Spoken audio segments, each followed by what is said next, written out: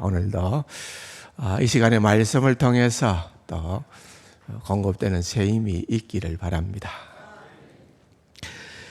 지난주에 제가 시편 70편을 좀 나누었더랬습니다. 혹시 시편 70편은 누가 쓴 신 줄 아세요? 다윗이. 어떻게 아세요? 표제에 있으니까 시편 70편은 다윗이 쓴 시다. 그러면은 여러분 71편은 누가 썼을까요?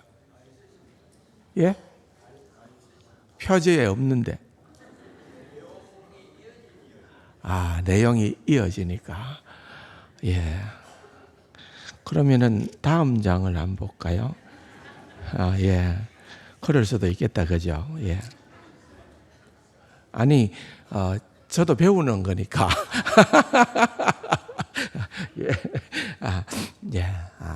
저도 결론은 이 71편이 다윗의 시다고 그렇게 생각을 합니다. 사실은 표제는 없는데 여러 가지 그런 어떤 추측할 만한 다윗의 시라고 해도 그렇게 무리가 되지 않을 만한 증거들이 있습니다. 첫째는 제가 예배를 드리면서 서두에 읽었던 시편의 말씀이 시편 31편 1절에서 3절을 읽었어요. 그런데 그 시편 31편 1절에서 3절의 말씀이 오늘 본문의 1절에서 3절과 거의 대동소이합니다. 그런데 시편 31편은 표제가 되어 있어요. 누구의 시라고요? 다윗의 시라. 다윗의 시라. 그렇기 때문에 아마도 시편 71편도 다윗이 썼을 수가 있겠구나. 그렇게 짐작을 해보는 거죠. 그리고 사실은 오늘 우리가 약간 고민을 하면서 다 읽었습니다만은 결코 짧은 절이 아니잖아요. 24절이나 되는 긴 절을 읽었지만은 또 다 읽다 보면은 앞에 부분 잊어버렸죠. 그렇게 읽기도 하고 합니다만은 그러나 여기에 사용되어지는 단어나 여러 문장들을 보면은 이것이 다윗의 시에서 자주 나오는 그런 표현들이에요. 그렇기 때문에 아마도 이 시도 역시 다윗이 썼을 것이다. 그렇게 볼 수도 있겠다는 거죠. 특별히 여러분 구약 성경은 히브리 말로 되어 있는데 이 히브리 말로 된 이 구약 성경을 주전 300년경에 알렉산드리아, 그러니까 이집트의 알렉산드리아에서 유대인 학자들이 모여서 이 히브리 말로 된 구약 성경을 헬라 말로, 그 당시의 언어죠, 헬라 말로 다 번역을 했습니다.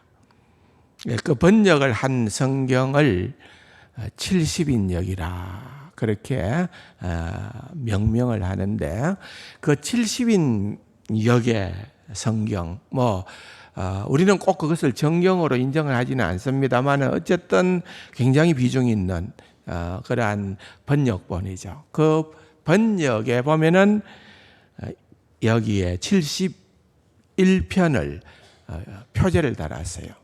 다윗의 시다.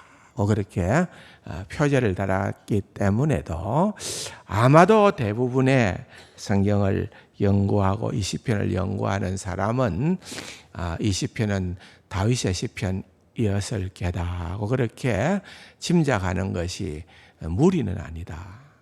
왜 다윗이 썼느냐 하는 것이 중요한가?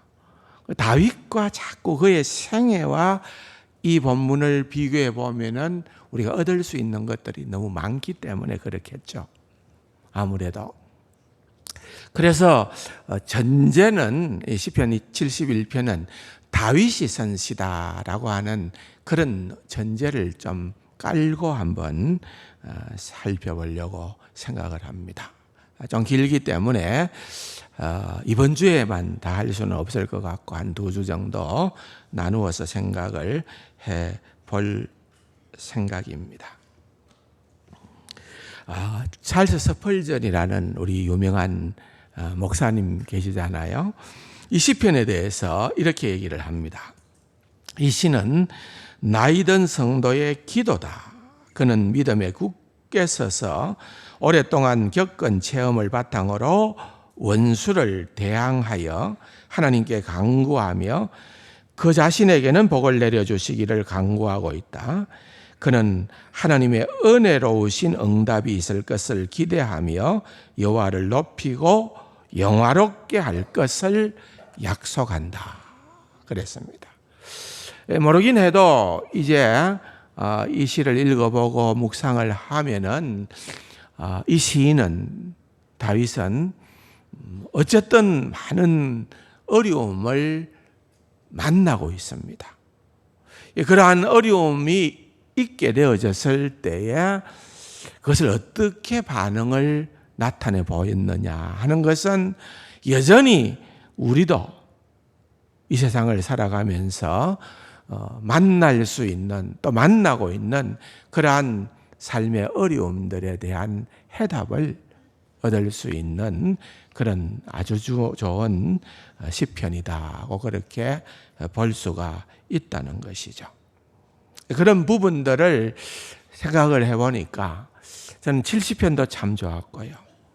이어지는 이 71편을 읽으면서 또 말씀을 준비하면서 굉장히 많은 저 개인적으로는 도움이 되고 유익했던 말씀이었습니다.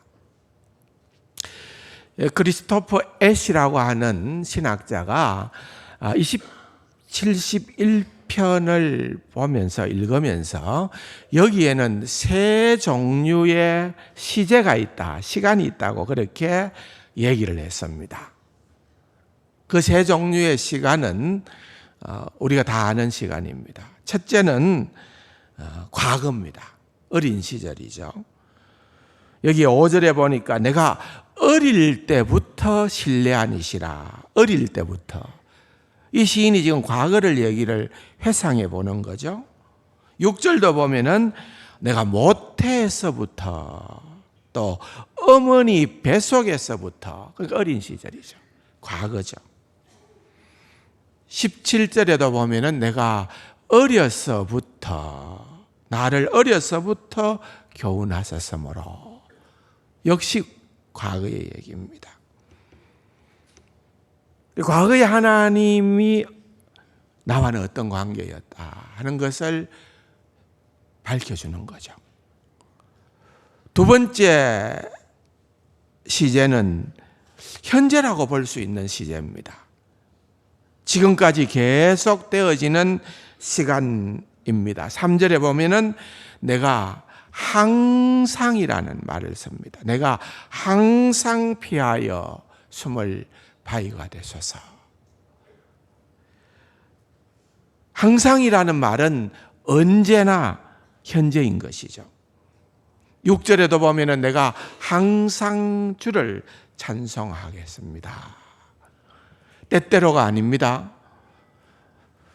내가 기분이 좋은 일이 생길 때가 그때만 아니라 항상이라, 항상. 내가 살아갈 때에 언제든지 항상이라는 겁니다. 8절에도 보면은 내가 종일토록. 14절에도 나는 항상, 15절에도 내가 내 입으로 종일 전하겠다. 17절에는 내가 지금까지, 마지막 24절에도 보면은 내가 종일토록. 그러니까 이 모든 것들은 지금 딱 현재다, 그렇게만은 말할 수 없을는지는 몰라도 지금 진행되고 있는 모든 시간을 담고 있는 거예요. 지금은 나는 하나님과의 어떤 관계인가에 대해서 다윗이 얘기를 하는 거예요. 당연히 세 번째 시제는 장래입니다. 미래죠, 미래. 여러분 9절에 보면은 사실 이것이 다윗의 시라고 했을 때에는 다윗이 지금 완전히 노년이 되었기 때문에 그렇게 나이가 들어서 선 시라고는 볼 수가 없을 것 같아요. 왜냐하면은 내가 좀 늙어간다라는 것을 어느 날 느끼게 됐을 때 아마 이 시가 나오지 않았을까. 왜냐하면은 9절에 보면은 내가 지금 늙었다는 말이 아니라 내가 늙을 때 나를 버리지 마시고, 그죠? 늙을 때 나를 버리지 마시고, 또 내가 늙어 백발이 될 때에도, 또 내 힘이 쇠약할 때에도, 그러니까 아직 아마 그런 것을 느끼기는 느끼는데 그때보다는 좀 더 이런 시간이겠죠. 내가 앞으로 이런 때가 반드시 오게 될 텐데 그때에도 그 말이겠죠. 그렇다고 보면은 어쨌든 이 24절 시편 71편의 24절은 1절에서부터 이 과거, 현재, 미래가 뒤죽박죽입니다. 왔다 갔다 합니다. 그렇게 반복되고 있는 그러한 것들을 우리는 한번 보게 되는 거죠. 분명한 것은 지금 이 시인 다윗은 자기가 늙어가고 있다는 것을 느낍니다. 느끼기 시작했습니다.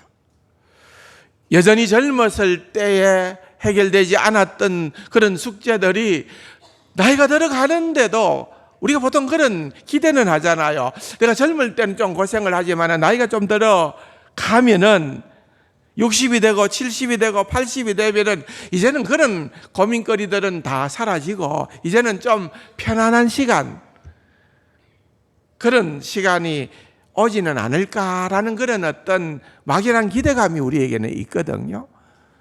그런데 실은 그렇지 않더라는 거예요. 나이가 젊음을 넘기고 좀 들어가면 가는데도 불구하고 여전히 내 삶에 그런 어려운 난제들이 있다는 거죠. 그건 다윗이 너무 안 된 인생을 사니까 그런 거지 나는 그렇지 않을 거다 그럴까요? 아닐 거예요. 이건 솔직한 표현이라고 볼 수 있죠. 우리가 직면하고 있는 현실은 항상 이런 거라는 겁니다. 그래서 다윗은 모태에서부터 어린 시절을 거쳐서 현재까지 이르고 또 노년이 깊어질 그런 미래까지도 이 시편을 통해서 쭉 바라보는 거죠. 자기 인생을 시편 71편 하나로 이렇게 쭉 왔다 갔다 하면서 나름 깊은 교훈을 위한 묵상들을 하게 되는 그런 다윗을 그려보면은 여러분 우리에게도 이 말씀이 이 시편의 71편에 나타나는 이 말씀은 굉장히 유용하다는 거죠. 우리가 인생의 어느 시기에 있든지 아직 소년 시절에 있는 그런 우리 친구들도 있고요. 내가 젊은 시절에 해당되는 분들도 있고요. 나는 좀 노년을 느끼는 그 시기에 있는 분들도 있을 거고 또 아주 노년이다.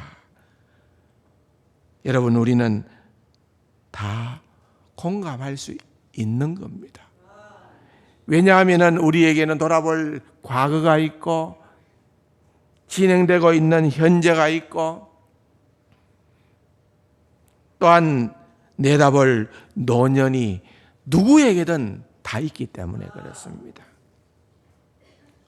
질문을 하나 던지자면은 그렇다면 여러분 나이가 든다는 것, 나이가 들어간다는 것 여러분 어떤 생각이 제일 먼저 떠오릅니까? 나이가 드는 것.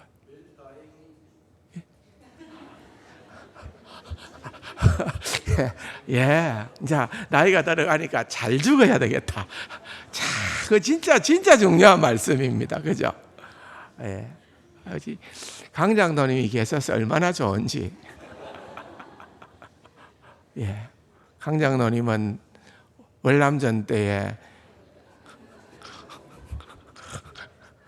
대전차 지뢰가 터져가지고 함께 탔던 사람들이 다 공중에서 죽기도 하고 부상을 입었었는데 살아나신 분이거든요. 그때부터 잘 죽기 연습합니다. 잘 죽는 건 너무 중요하죠. 예, 맞습니다.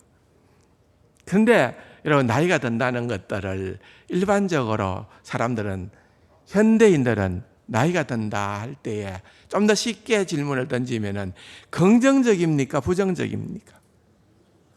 예? 우물우물 하시기는 한데 대체적으로 좀 부정적일 것 같아요. 서글프다. 왜 또 나이가 들었지? 왜 내 모습이 이렇지?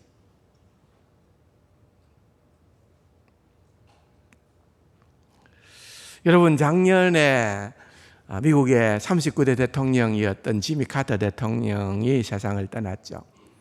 여러분, 지미 카터 대통령이 몇 살을 살았어요? 예, 100세. 맞습니다. 거기 안장까지 됐었는데, 참. 여러분, 1924년생이거든요. 1924년생인데, 그가 보니까 53세 대통령이 됐더라고요. 그러니까 대통령이 되고 난 다음에 더 그 남은 인생이 참 길었다 아닙니까?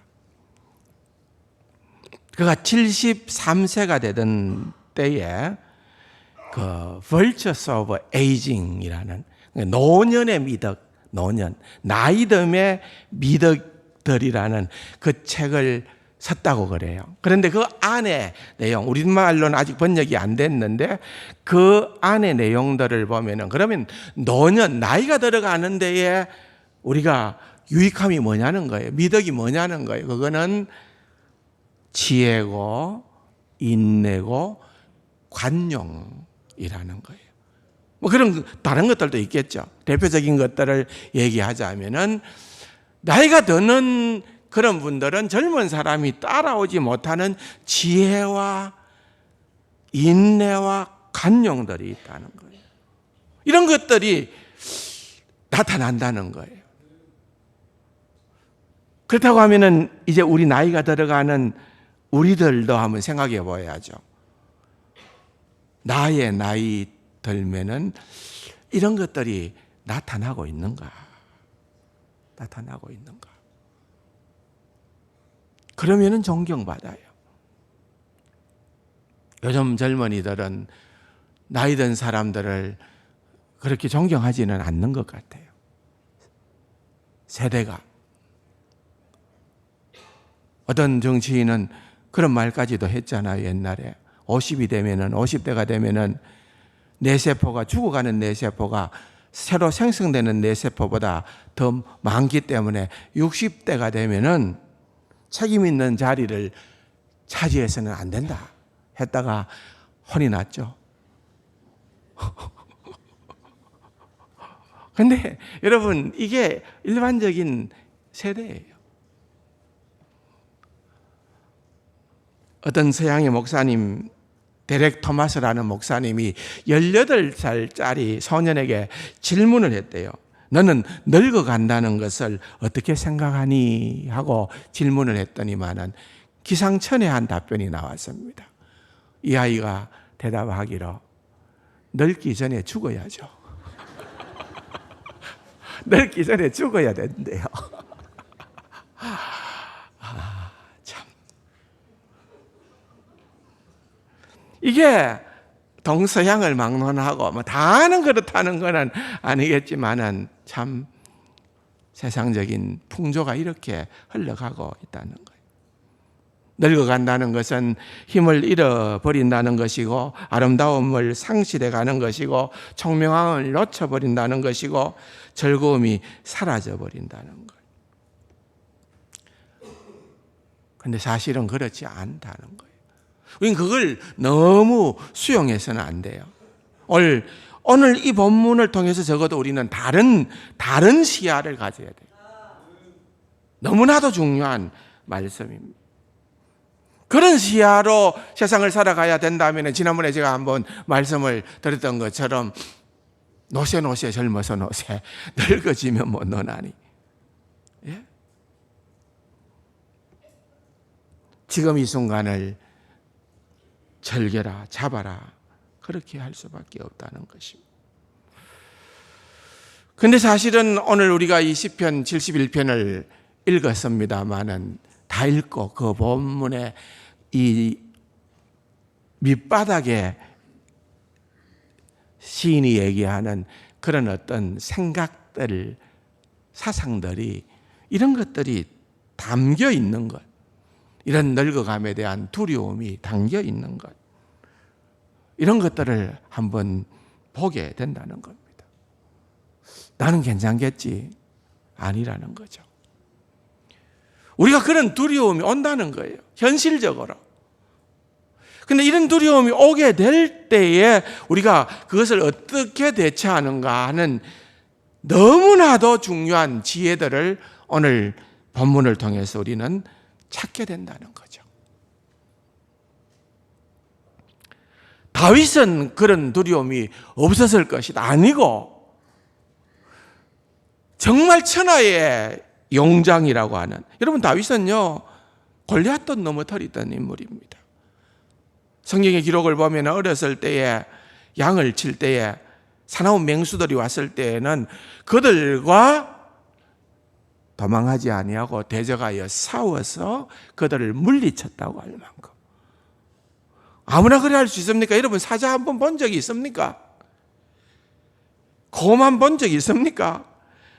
보면은 동물원에 가서 봐도, 길들여진 순한 그런 것들만 봐도, 여러분, 그 발바닥 한 방 맞으면 어떻게 될 것 같더라. 그런데 다윗은 용맹했다는 거죠. 백전노장이에요. 백전백성이에요. 다윗은 그만한 인물을 찾아보기가 어려울 만한 그런 장수였습니다. 그런 장수도 나이가 들어감에 대한 두려움이 있었다는 것.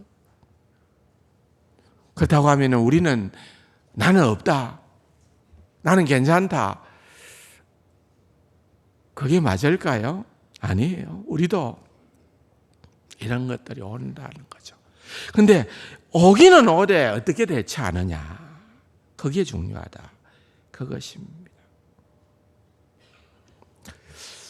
먼저 생각해 볼 것은, 그렇다고 하면 다윗은 오늘 본문에서 그가 느꼈던 그런 두려움들은 어떤 형태였을까 하는 것을 먼저 한번 보고 싶어요. 첫 번째로 생각해 볼 수 있는 것은 쓸데없음입니다. 쓸모없음. 나이가 들면 사람들이 별로 챙기지를 않는다는 거죠. 구절을 보면은 늙을 때 나를 버리지 마시고 내 힘이 쇠약할 때에 나를 떠나지 마소서. 순간적으로 하나님께서 지금까지 나를 붙들어 주시고 함께 하시고 백전백승을 하도록 할 때는 내가 젊었을 때다, 내가 힘이 있었을 때다, 내가 지혜가 있었을 때다. 그런데 지금은 나는 이제 그런 힘들이 서서히 빠져나가고 있는, 내가 늙어가고 있고 나이 들어가고 있고 내 몸이 쇠약해져 가고 있고 내 머리가 백발이 되어져 가고 있고, 이러한 때이기 때문에 하나님이 사용하시는, 하나님이 쓰기에 좋은 그런 인물이 아닐 수도 있겠구나. 소위 말하자면은 이제 용도가 다했다. 영도폐기라는 거죠. 그 두려움이 있었다는 거죠. 내 힘이 붙이고 나는 이제는 뭔가 기억력도 좀 약해져 가고 유능하지도 않아 보이고 그런 두려움이 왔다는 거죠. 더 이상 내가 할 일이 없어지는 것은 아닌가. 여러분, 우리가 때때로 그런 어떤 느낌이 올 때 우리가 조직 사회에서 살아가면서 공동체 가운데에서 그냥 나는 별로 선한 영향력을 끼치지는 못하고 그냥 내가 밥그릇만 축낸다는 자괴감이 스스로 들 때가 있는 그런 우리의 모습이 가정에서도 또는 직장에서도 또는 교회 공동체에서도 어디에서도 그런 일들이 일어날 수가 있다는 것입니다. 이런 생각이 들면은 슬픈 일이죠. 두려운 일이죠. 그렇다고 하면은 우리가 생각을 진지하게 해야 되는 것은 과연 내가 젊기 때문에 젊어서 내가 막 가진 것 이런 것들이 있기 때문에 하나님 앞에 서임이 되는 것이고 쓸모 있음이 되는 것이고 난 그런 것을 놓치게 되는 내가 나이든과 노년 이때에는 나는 그러면은 하나님 앞에서 내 아이덴티티, 내 정체성은 그냥 쓸모 없음이 맞는 것일까? 아니라는 거죠. 로버트 클린턴이라고 하는 분이 하나님이 서섰다라고 하는 많은 사람들을 연구했어요. 그들의 전기도 읽고 수많은 자료들을 찾아서 그분이 내린 결론은 무엇인고 하면은 아까 강 장로님 말씀처럼 핵심적인 결론은 뭔가 하면은 피니싱 웰이에요. 잘 끝내는 것. 잘 끝내는 것. 우리는 그런 말을 하죠. 유종지미. 그러죠. 유종지미. 유종의 미를 거두어야 된다. 한때는 젊었을 때를 말하겠죠. 한때는 하나님 앞에 쓰임 받았던 사람들이 너무너무 많대요. 그런데 하나님께 그렇게 쓰임 받았던 사람들을 연구를 해보니까 그 중에 하나님 앞에 이렇게 피니싱 웰 끝까지 잘 하나님 앞에 서게 되는 그 순간까지 끝까지 잘 쓰임 받았던 사람들은 5%도 안 되더라는 거예요. 5%도. 이분이 분석을 해보니까. 그렇다고 하면은 여러분 우리가 기도 제목이 나오는 거죠. 하나님, 끝까지 주님 앞에 서임받기를 원합니다. 내가 왕년에 이거 별거 아니라 이거죠. 내가 왕년에 이렇게 했다. 왕년에 이렇게 서임받았다가 아니라 끝까지라는 거죠.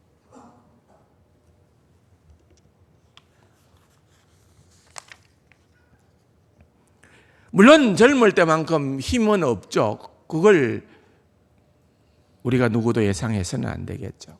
근데 여러분, 노년은 존재감으로 영향력을 끼치는 거예요. 우리 공동체 가운데 이런 어머니, 이런 아버지, 이런 분이 계신다는 것만으로도 너무너무 좋아. 행복해. 그런 선한 영향력을 끼치는. 내가 뭘 해서가 아니라 어릴 적에 무협지 좀 읽어보시잖아요. 그거 보면은 내공이라는 표현이 나요. 나이가 들면서 내공이 있는 분. 내공이 있는 분. 좀 뭐라 그럴까요? 덤직하다는 거. 묵직하다는 거.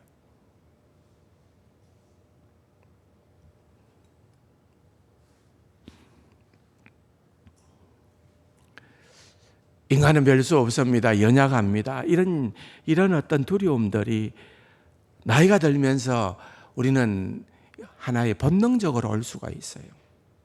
그럴 때에 여러분 우리가 하나님께서 성경에 보면은 많은 우리를 세워주고 격려하고 또한 붙들어주는 말씀들이 있습니다. 많은 그 가운데 한 말씀만 제가 소개를 하자면은 이사야서 44장 21절의 말씀입니다.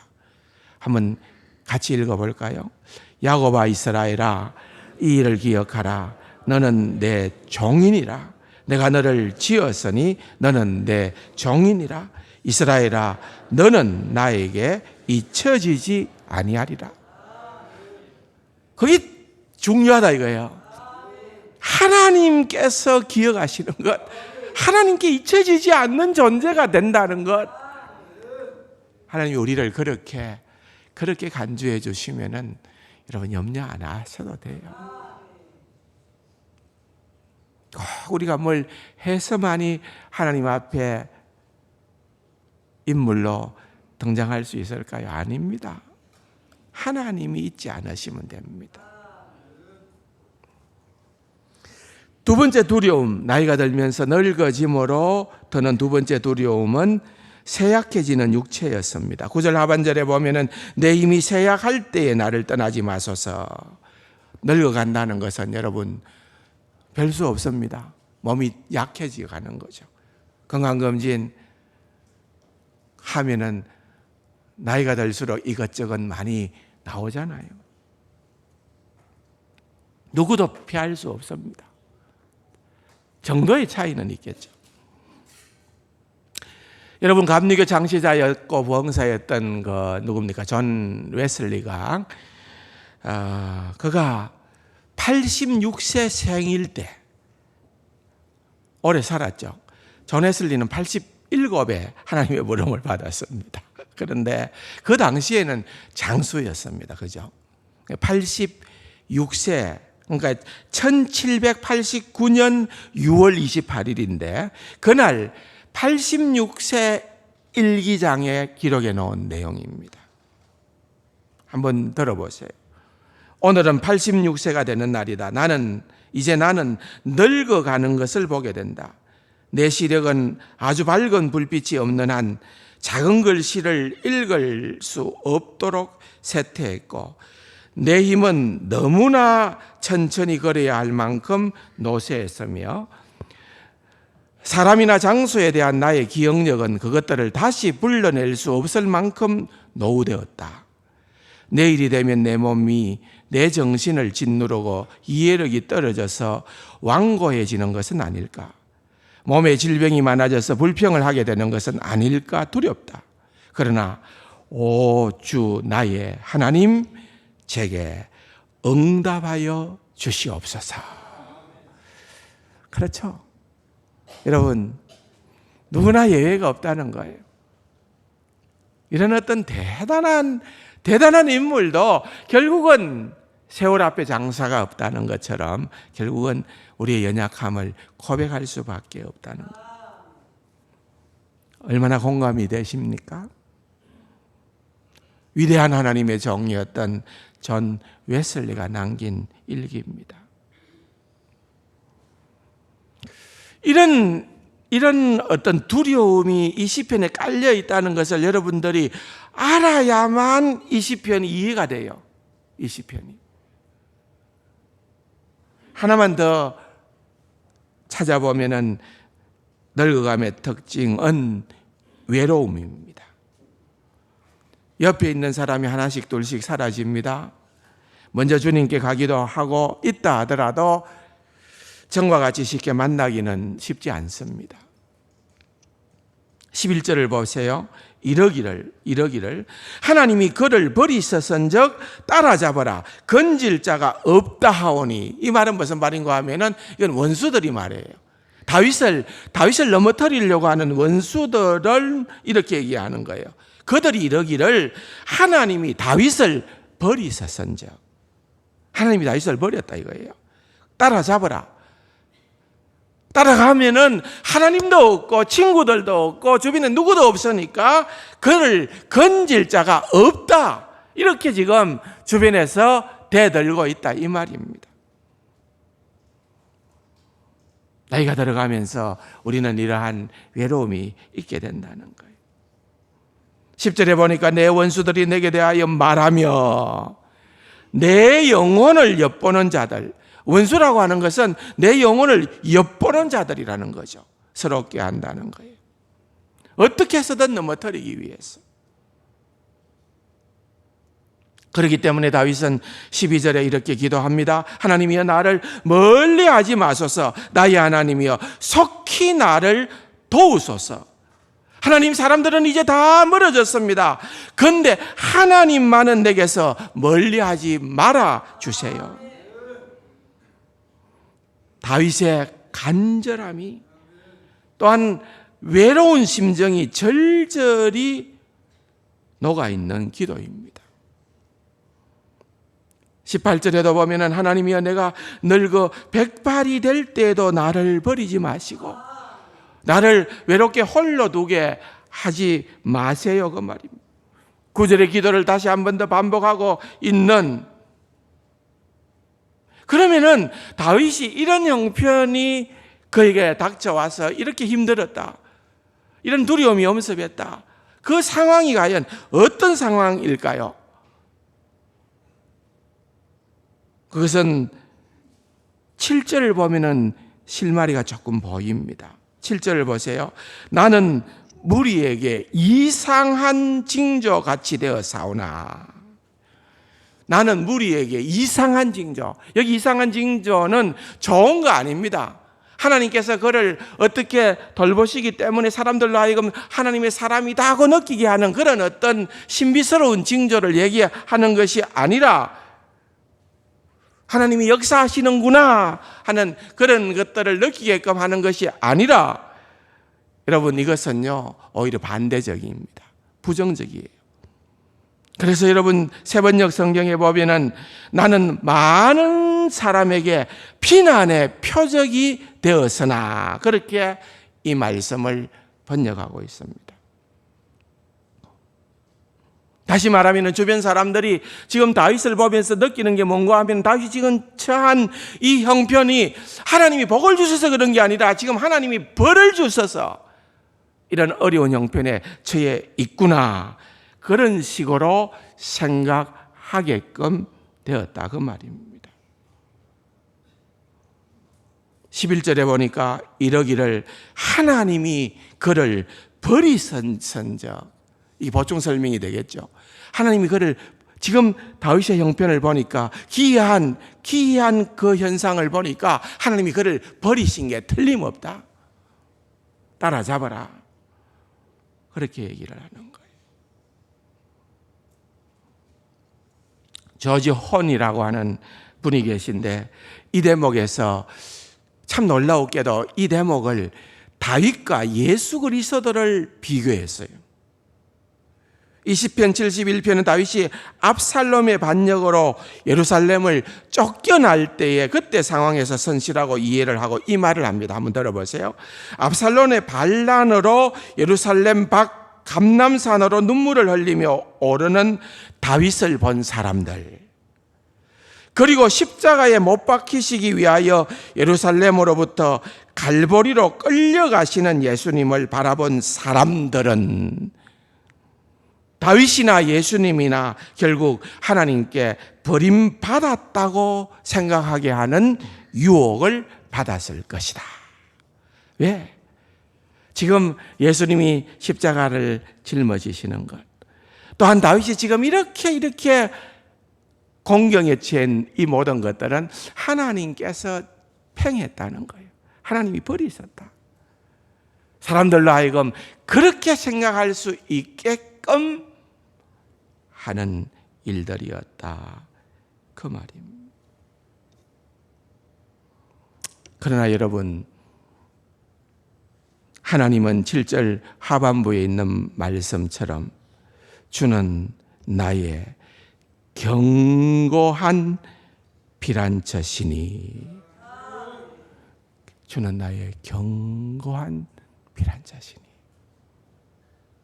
그렇다고 하면은 다윗은 이런 나이가 들어감에 있어서 본능적으로 왔던 어려움, 두려움, 그런 일들을 어떻게 극복하고 어떻게 반응하고 어떻게 이겨냈는가 하는 것을 시편 71편은 우리에게 너무나도 잘 그림처럼 보여주고 있습니다. 그 해답은 다음 주에 봐야겠죠.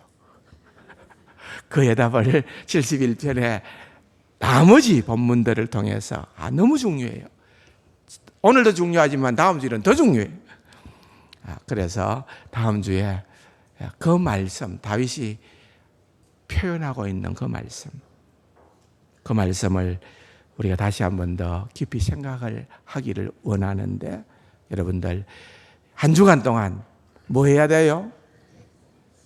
71편 계속 한번 묵상하시다가 오시기 바랍니다. 그래서 이 시편 71편을 하나님께서 우리에게 주신 큰 비밀을 누리시는 귀하고 복된 우리 세강 가족들 다 되기를 주님의 이름으로 축원합니다.